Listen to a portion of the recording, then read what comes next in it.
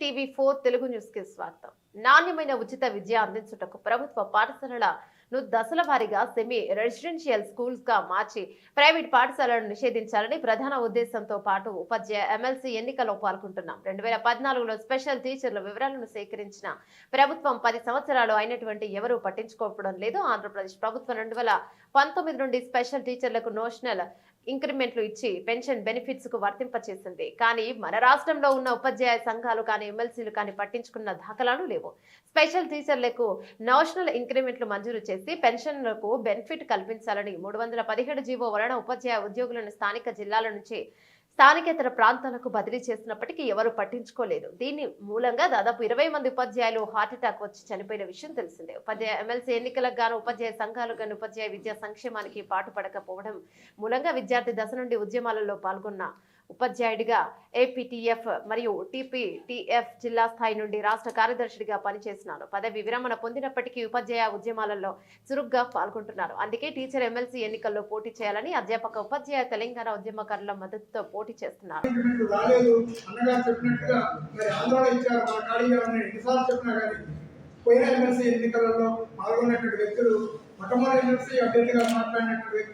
ఆయన వాగ్దానం చేసిన మాకేం సమస్యలు తీరలేదు కాబట్టి మన ఆశాజ్యోతి బడుగు బలహీన వర్గాల ఉపాధ్యాయ మిత్రుడు పేదరికం నుండి ఉన్నత విద్య వరకు వచ్చేసి రిటైర్ అయ్యి ఇప్పటికి కూడా ఉద్యమాల పట్ల అవగాహన మిత్రుడికి గోపాలరెడ్డిని అత్యధిక మెజార్టీతోటి ఖమ్మం, వరంగల్, నల్గొండ జిల్లా అభ్యుదయాల జిల్లాలు కాబట్టి మీరు విద్యతో ఓటు వేసి మొదటి ప్రాధాన్యత ఓటు చేపించాలని అందరినీ కోరుకుంటున్నాను. ఎమ్మెల్సీ అభ్యర్థిగా పోటీలో ఉన్నారు.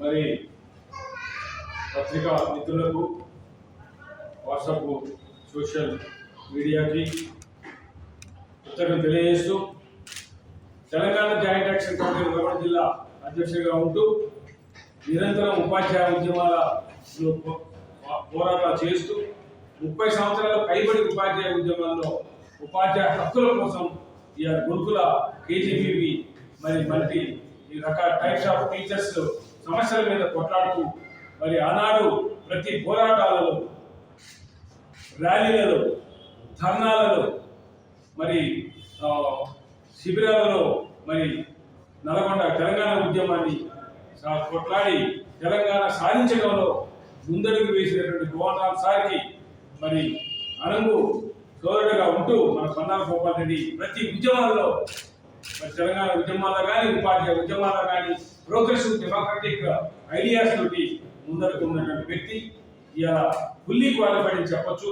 అలాంటి మన గోపాల్ రెడ్డికి ప్రథమ ప్రాధాన్యత ఓటు వేసి ఎమ్మెల్సీ ఉపాధ్యాయ ఎమ్మెల్సీలో గెలిపించాల్సిందిగా ఉపాధ్యాయ లోకాన్ని, అధ్యాపక లోకాన్ని, మేధా లోకాన్ని అభ్యర్థిస్తూ మరి అదేవిధంగా Telangana professional teachers federation TPF లో కూడా గతంలో మరి స్టేట్ సెక్రటరీగా పనిచేసి ఉపాధ్యాయ ఉద్యమాల ఆది తేలినటువంటి మరి తెలంగాణ ముందు బిడ్డ, మరి తెలంగాణను ముద్దాడినటువంటి మన పన్నాల గోపాల్ రెడ్డికి మరి ఖచ్చితంగా మరి ముందరికి నడిపించాల్సిన బాధ్యత ఉందని తెలియజేస్తూ మరి మరొకసారి అందరికీ అభివృద్ధి తెలియజేస్తూ ధన్యవాదాలు.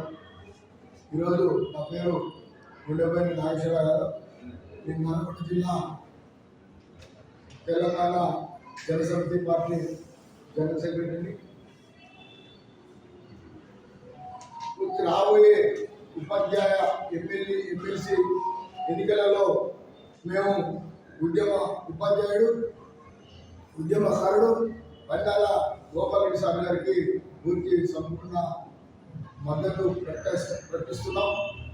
దీనికి పూర్తిగా మా పార్టీ రాష్ట్ర అధ్యక్షుడు ప్రొఫెసర్ కోదండరామ్ సార్ గారు దీనికి అండదండలు ఇచ్చినారు. ఉన్నది త్వరలో కూడా మేము దాని మీద డిసిషన్ తీసుకొని ప్రకటించడం కూడా జరుగుతుంది. ముఖ్యంగా గోపాల్ రెడ్డి సారు వామపక్షవాది. 1966 నుంచి ఏపీటీఎఫ్లో పనిచేసుకుంటూ టీపీటీఎఫ్ రాష్ట్ర ప్రధాన కార్యదర్శి కూడా పనిచేసినారు. ఉత్తమ ఉపాధ్యాయుడిగా కూడా పనిచేసినారు. ఆయన ఎప్పుడు కూడా అన్న నేనున్నానంటే అన్నా అంటే మీకున్నానని ఈ ప్రతి సమస్యకి స్పందించి దానికి పోరాటానికి ముందుకున్నటువంటి మనస్తత్వం ఉన్నటువంటి అన్నారు గోపాలరెడ్డి గారిని మేము సంపూర్ణంగా మద్దతు ఇస్తా ఉన్నాం. అదేవిధంగా ఉపాధ్యాయుల లోకానికి, అధ్యాపకుల లోకానికి, లెక్చరర్లు వీళ్ళందరూ కూడా మనస్ఫూర్తిగా మేము విజ్ఞప్తి చేసేది ఏంటంటే ఇప్పటివరకు కూడా మనము ఎమ్మెల్సీలని చూసినాము.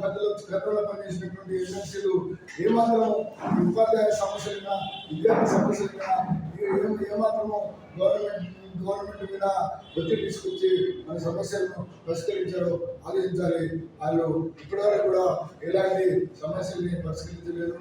దానికి ఉదాహరణ ఏంటంటే గురుకులాల్లో కానీ మామూలుగా ఉపాధ్యాయ సంఘాలు ఈ స్పెషల్ టీచర్స్ విషయంలో కానీ ఈ రోజు కూడా వాళ్ళు పట్టించుకోలేదు. గురుకులాల్లో కూడా ఒక్కొక్క నెల 25 తారీఖు అయితే ఉపాధ్యాయులకు జీతాలు వచ్చే వరకు ఆ సమస్యలు వాళ్ళు ఏ రోజు కూడా కౌన్సిల్లో ప్రస్తావించలేదు. ఈరోజు ఉద్యోగం నుంచి రిటైర్ అయిన హెడ్ మాస్టర్ గారు రిటైర్ అయినా కూడా ప్రతిరోజు టీచర్ సమస్యల మీద మన కోదం ప్రొఫెసర్ ఎమ్మెల్సీ కోదండరామ్ గారి దృష్టికి తీసుకుపోయి ప్రతి అంశాన్ని గత పోయిన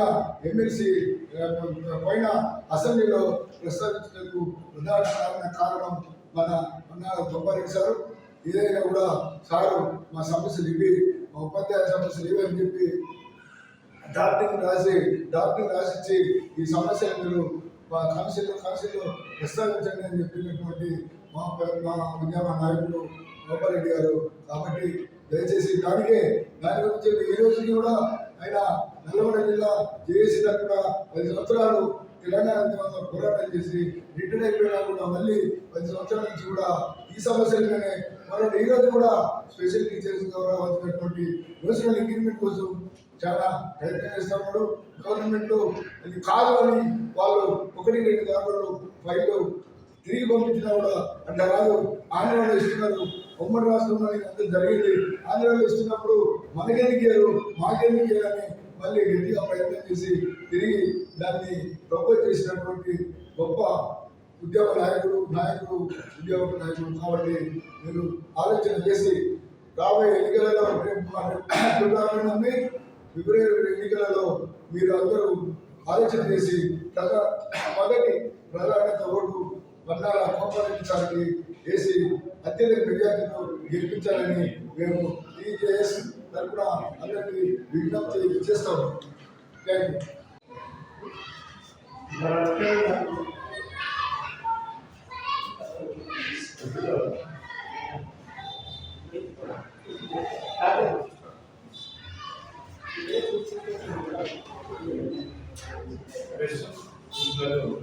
నమస్కారం. ఈరోజే మీకందరికీ సమాధానం వచ్చింది. టీచర్ ఎమ్మెల్సీకి సంబంధించిన ఎన్నికల నోటిఫికేషన్ రిలీజ్ చేశారు. 3వ తారీఖు నుంచి నామినేషన్స్ ఉంటాయి, 10వ తారీఖు ఏమో విత్డ్రా ఉంటుంది, 27వ తారీఖు ఎన్నికలు, మార్చి 5వ తారీఖు కౌంటింగ్ ఉంది. ముఖ్యంగా ఎన్నికలని ప్రతి ఒక్కరు కూడా ప్రధానంగా ఆలోచించాలి. ఎందుకంటే ఉపాధ్యాయ, అధ్యాపక, ప్రొఫెసర్స్ సంబంధించినటువంటి ఎన్నికలు కాబట్టి బుద్ధిజీవులైనటువంటి వీళ్ళంతా కూడా తప్పనిసరిగా బుద్ధిజీవులు కలిగినటువంటి ఉద్యమ స్ఫూర్తి కలిగినటువంటి వారిని ఎన్నుకుంటే బాగుంటుందనే ఆలోచనతో ఎన్నికల్లో దిగినాం. ముఖ్యంగా ప్రధాన ఉద్దేశం ఏంటంటే మన తెలంగాణ రాష్ట్రంలో ఉన్నటువంటి అన్ని పాఠశాలలను సెమీ రెసిడెన్షియల్ స్కూల్గా దశల వారీగా తీర్చిదిద్దాలని, చివరిగా ప్రైవేట్ స్కూల్ని నిషేధించాలనే ఆలోచనతో ఈ ఎన్నికల్లో నేను బండాల గోపాలరెడ్డిని ఓటు చేస్తున్నాను. నేను రిటైర్డ్ హెడ్ మాస్టర్ని, విద్యార్థి దశ నుంచి కూడా ఉద్యమాలలో పాల్గొన్నటువంటి వ్యక్తిని. ఉపాధ్యాయ వృత్తిలో ఉన్నప్పుడు కూడా నేను పనిచేసినటువంటి పాఠశాలను తీర్చిదిద్దాను. తర్వాత రిటైర్మెంట్ పదవి పొందినగా కూడా తెలంగాణ జేఏసీ చైర్మన్ అయినటువంటి కోదండరామ్ ఎంత ఉండి అనేక ఉద్యమాలలో ప్రస్తుతం కూడా నేను పాల్గొంటున్నాను. అటువంటి పరిస్థితుల్లో ఇలా ఉపాధ్యాయులకు వెసులుబాటు జరిగిందంటే గత 9 సంవత్సరాల నుంచి టీచర్లకు ప్రమోషన్లు పూర్తిగా విద్యని నిర్వహణ చేసిన గత ప్రభుత్వం దాన్ని చక్కదిద్దడం కోసం ఎమ్మెల్సీ ప్రొఫెసర్ కోదండరామ్ చొరవతోటి 20,000కు పైగా ఉపాధ్యాయులకు ప్రమోషన్లు ఇవ్వడం జరిగింది. 11,000 మంది టీఎస్సీ ద్వారా అపాయింట్మెంట్ చేశారు. అనేక సమస్యల్ని ప్రభుత్వం దృష్టికి తీసుకెళ్లి ఈ పరిష్కారం కోసం పనిచేస్తున్నాడు ప్రొఫెసర్ కోదండరాం గారు. వారి అన్నదండలతో మేము ఉన్నాము. నేను నల్గొండ జిల్లాలో పనిచేస్తున్నాను. తప్పనిసరిగా ఈ ఎన్నికల్లో మనం పనిచేస్తున్నటువంటి సందర్భంలో ఈ ఎన్నికల్లో మనం పాల్గొనాలని మేము అనుకున్నాం. గత ఎమ్మెల్సీగా గెలిచినటువంటి ఇద్దరు వ్యక్తులు కూడా మన బొట్టులోకి వస్తున్నట్టు మనకు తెలుస్తుంది. సరే, వాళ్ళు గత 9 సంవత్సరాల నుంచి ఏం పని చేశారు అనేది ప్రతి ఉపాధ్యాయుడు ప్రశ్నించవలసినటువంటి అవసరం ఉన్నది. ఇలా ఎమ్మెల్సీ ఎన్నికలు వచ్చిన తర్వాత ఉపాధ్యాయ సంఘాల అధ్యక్ష ప్రధాన కార్యదర్శుల యొక్క ప్రాధాన్యత తగ్గింది వాస్తవంగా. దాని మూలంగా ఎమ్మెల్సీ ఎన్నికలని మూలంగా టీచర్లకు ఉపాధ్యాయులకు చాలా నష్టం జరుగుతుంది. అయినప్పటికీ కూడా సరి అయినటువంటి వ్యక్తులు లేకపోవడం మూలంగా జరుగుతుంది. కాబట్టి సరి అయినటువంటి అభ్యర్థిని ఎన్నుకోవాల్సినటువంటి బాధ్యత బుద్ధిజీవులైనటువంటి ఉపాధ్యాయుల మీద ఉన్నది. కాబట్టి మేము ఇండిపెండెంట్ గా అన్ని సంఘాల మద్దతుతోటి ప్రొఫెసర్స్ తర్వాత లెక్చరర్స్, టీచర్స్, ప్రోగ్రెసివ్ ఆలోచన, డెమోక్రటిక్ ఆలోచన ఉన్నటువంటి ఉపాధ్యాయుల అండదండలతో నేను పోటీ చేస్తున్నాను. కాబట్టి నా అభ్యర్థిత్వాన్ని ఉపాధ్యాయులందరూ బేరీజ్ చేసుకోవాలి. నేను మొదటి నుంచి కూడా పనిచేసినటువంటి ఉద్యమాలు నాకు స్ఫూర్తిగా ఉన్నాయి. రిటైర్డ్ అయినాక కూడా ముఖ్యంగా గత ఉపాధ్యాయ సంఘాలు కానీ ఎమ్మెల్సీ కానీ 317 జీవో వచ్చినప్పుడు ఏమీ పట్టించుకోలేదు. పట్టించుకోకపోవడం మూలంగా స్థానికంగా ఉన్నటువంటి ఉపాధ్యాయ ఉద్యోగులందరూ కూడా స్థానికేతరానికి బదిలీ చేయడం జరిగింది. దాని మూలంగా చాలా మంది 100-200 కిలోమీటర్ల దూరంలో పోస్టింగ్ ఇవ్వడం వల్ల వాళ్ళు ఆవేదన చెంది 20 మంది ఉద్యోగులు ఉపాధ్యాయులు చనిపోయిన విషయం కూడా ఈ ప్రస్తుతం ఉన్న ఎమ్మెల్సీలు కానీ ఉపాధ్యాయ సంఘాల నాయకులు కానీ తెలియడం వాటిని పట్టించుకోలేదు. తర్వాత 398 రూపాయల వేతనంతో గత ప్రభుత్వంలో పనిచేశాము. ఆ నోషనల్ ఇంక్రిమెంట్స్ ఇవ్వాలని చెప్పి డిమాండ్ చేస్తే 2014లో స్పెషల్ టీచర్ల వివరాలన్నింటినీ కూడా ప్రభుత్వం తెప్పించుకుని రెగ్యులర్ నోషనల్ ఇంక్రిమెంట్ మంజూరు చేస్తున్నారు. కానీ పక్క రాష్ట్రమైనటువంటి ఆంధ్రప్రదేశ్లో 2019 నుంచి స్పెషల్ టీచర్లకు నోషనల్ ఇంక్రిమెంట్ మంజూరు చేసి పెన్షన్ బెనిఫిట్ వర్తింపజేశారు. అదేవిధంగా తెలంగాణ రాష్ట్ర ప్రభుత్వం ముఖ్యంగా తెలంగాణ ఉద్యమంలో ఉపాధ్యాయులు అధ్యాపకులు ఎక్కువ సంఖ్యలో పాల్గొన్నారు. అటువంటి వారి సమస్యని గత ఎమ్మెల్సీలు కానీ ఉపాధ్యాయ సంఘాలు కానీ పట్టించుకోకపోవడం వల్ల అది 10 సంవత్సరాల నుంచి అట్లానే ఉన్నది. కాబట్టి దాన్ని కూడా ప్రధానంగా మేము బేస్ చేసుకుని ఈ ఎన్నికలలో ముందుకు వెళ్తున్నటువంటి సందర్భం.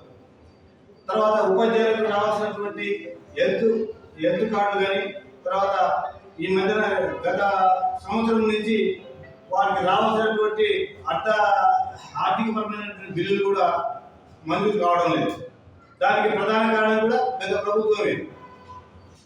కాబట్టి ఇవన్నిటిని కూడా రాబట్టేందుకు ఉపాధ్యాయ సంఘాలు పనిచేయాలి, కానీ పనిచేయడం లేదు.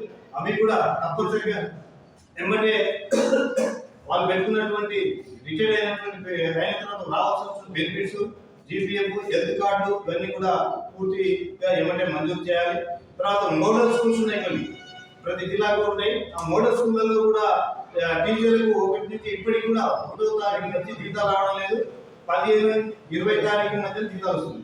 కాబట్టి వాళ్ళందరినీ కూడా 010 బేస్ చేసుకుని జీతాలు తప్పనిసరిగా 1వ తారీఖు ఇవ్వాలి. వాళ్ళకు కూడా హెల్త్ కార్డు మంజూరు చేయాలి. అన్ని యాజమాన్యాలలో ఉన్నటువంటి ఉపాధ్యాయులు అంటే ఎయిడెడ్ కానీ గురుకులాలు కానీ కేజీబీవీ కానీ ఇందులో ఉన్నటువంటి ఉపాధ్యాయులందరూ కూడా వేతనాలు సక్రమంగా మొదటి తేదీలో చెల్లించాలి. తర్వాత వాళ్ళకు కూడా హెల్త్ కార్డు మంజూరు చేసి వారి జీతాలు వచ్చేటట్టుగా చూడాలని చెప్పి ఈ సందర్భంగా మేము ప్రభుత్వాన్ని డిమాండ్ చేస్తున్నాం. అనేక సమస్యలు ఉన్నాయి. ఇంకా ఈ సమస్యలన్నింటినీ కూడా బేరీజ్ చేసుకున్నట్టయితే గత ఉపాధ్యాయ సంఘాలు కానీ ఎమ్మెల్సీలు కానీ ఎక్కడ పనిచేయలేదు. కాబట్టి తప్పనిసరిగా పనిచేసేటువంటి వ్యక్తి ఉండాలనే ఆలోచనతోనే మేము ఈ ఎన్నికల్లో పాల్గొంటున్నాం. కాబట్టి మమ్మల్ని బేరీ చేసుకోండి. గతంలో గెలిపించిన వారు ఏం చేసేదో ఆలోచించండి. ఆలోచించిన తర్వాత మా యొక్క ఉద్యమ స్ఫూర్తి ఇవన్నీ మీకు నచ్చితే తప్పనిసరిగా మాకు మొదటి ప్రాధాన్యత ఒకటి గెలిపించాలని చెప్పి ఉపాధ్యాయులను, అధ్యాపకులను, ప్రొఫెసర్స్ని, మేధావర్గాన్ని అందరినీ కోరుతున్నాం. ముఖ్యంగా పత్రికా జర్నలిస్టులు, మేధావి వర్గం, ప్రజాస్వామ్య విరోధం కలిగినటువంటి నాయకులు అందరూ కూడా వాళ్ళకు ఓటు ఉండకపోయినప్పటికీ కూడా సరి అయినటువంటి అభ్యర్థిని ఓటు వేసి గెలిపించడానికి వారు కూడా కృషి చేయాలని సందర్భంగా గుర్తు చేస్తున్నారు.